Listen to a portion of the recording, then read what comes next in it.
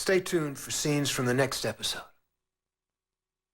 Officer Michael Scanlon, murdered in cold blood. The suspect out just over a year. Do you think this could have been prevented? Watch 62 CBS News at 11 next.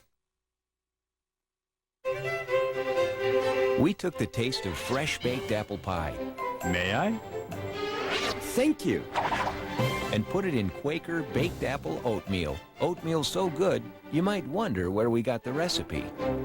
Imagine me and you. Can I help you, sir? No, thanks. I'm good. Lobsterfest is back at Red Lobster. Entrees start at just $10.99. Red Lobster, go overboard. Low interest or high pollen? If you're one of millions who suffer from seasonal allergies, you may need Allegra. Only Allegra has fexofenadine, an exclusive allergy-fighting ingredient that gives you long-lasting 24-hour relief without causing drowsiness. For people 12 and older, side effects are low and may include headache, cold, or back pain. Talk to your doctor today about allergies and free Allegra samples. Once daily Allegra. Real relief for real living. Next Thursday, the new CIA director faces some tough questions. How could the events of 9/11 happen? Why weren't we warned? And how are terrorists getting away with murder? Now, to make things right, no one We keep secrets from our enemies. can stand in his way. Do not keep secrets from me. Beau Bridges joins the agency, all new CBS next Thursday.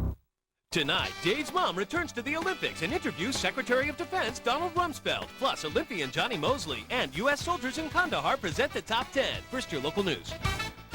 Well, they say they had a video to prove it. The FBI confirms the death of American Daniel Pearl.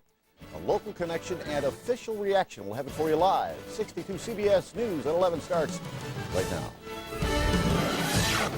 This is 62 CBS News at 11.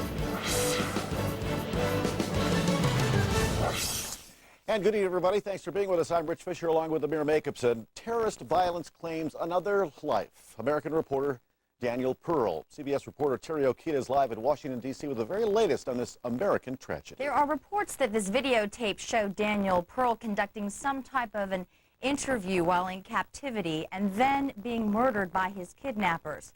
At this point, authorities don't know where his body is or when he was killed. The official confirmation of Danny Pearl's death came after 4 weeks of conflicting, unsubstantiated accounts of his fate. But Pakistani officials now say they have proof, a videotape that shows the missing reporter being killed. Pearl's family called his death a senseless murder. Up until a few hours ago, we were confident that Danny would return safely, for we believed no human being would be capable of harming such a gentle soul. Pearl's employers at the Wall Street Journal had even stronger words.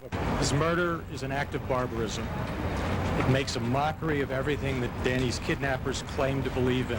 Pearl was kidnapped on January 23rd. His abductors demanded the release of Taliban prisoners and released threatening photos to prove their resolve. With the help of the FBI, Pakistani police rounded up several suspects, but were never able to locate the missing reporter. Traveling in China, President Bush had this reaction. Those who would engage in criminal, barbaric acts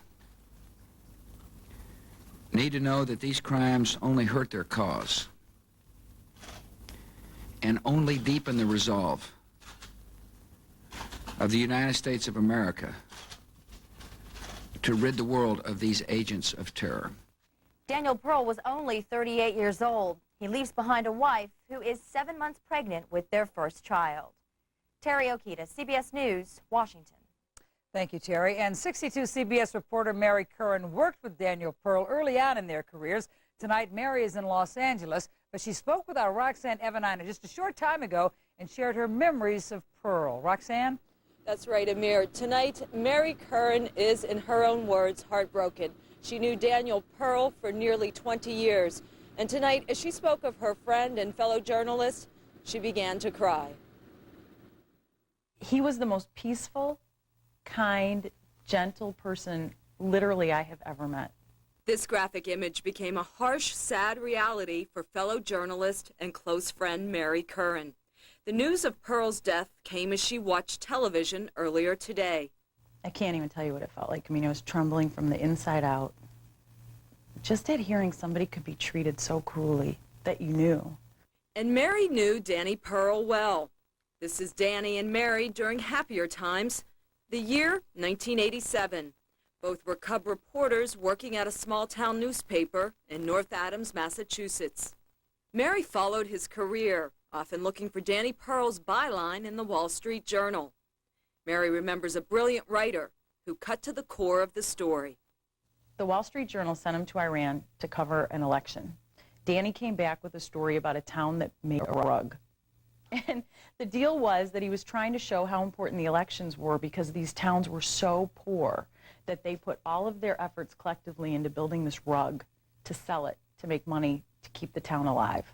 What will be kept alive now is the memory of a journalist, a father, a friend, and an American, Daniel Pearl.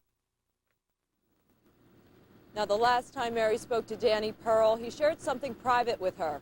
He told her he was thinking about getting out of the newspaper business. Reporting live in Southfield, Roxanne Evanina for the 62 CBS News at 11. Okay, Roxanne, thanks. Another American tragedy. Well, no signs of survivors after an Army helicopter crashes off the coast of the Philippines. A chopper went down today just north of the island of Basilan in the southern Philippines. 12 American soldiers were on board that CH-47. The chopper, like this one, was flying with another chopper on its way to a training operation. Officials say there is no indication hostile fire brought it down. I was on my way down, but then I went back to the 84th floor because the guy announced in Two World Trade that everything was going to be all right. So I was just going to go back upstairs and call my mom and tell her that I was all right. He is the last surviving World Trade Center burn victim, and he leaves the hospital. Donovan Cowan was burned over half of his body. Cowan was on the 12th floor of the Trade Tower number 2 when the building collapsed. Cowan worked as an accountant for the financial firm Judiciary Trust. And don't forget, as always, keep it right here on 62 CBS for the latest developments on the war in Afghanistan and around the world as we continue our war against terrorism. Amir? Well, was the man accused of killing Detroit police officer Michael Scanlon a ticking time bomb? Could something have been done to keep Brian Bourne and Officer Scanlon from crossing paths? Well, tonight